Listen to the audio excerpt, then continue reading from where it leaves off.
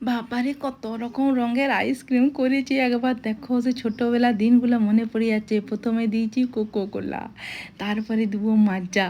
সেই ছোটোবেলায় ডুগডুগি বাজিয়ে আসতো নানা রকম রঙের আইসক্রিম।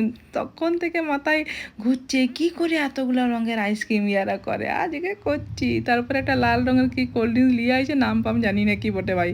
তারপরে করবো একটা গ্লুকন-ডি দিয়ে করবো। গ্লুকন-ডির সঙ্গে কিন্তু একটু চিনি মিশাবে, নাহলে পরে চপসা চপসা লাগবে।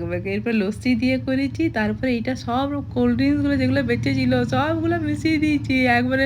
গ্লুকন-ডি সুদ্ধা সব মিশিয়ে দিয়ে সারা রাত রেখে দাও ডিপ ফ্রিজের মধ্যে। তারপর সকালবেলায় উঠে দেখো কত রকমের রঙের আইসক্রিম।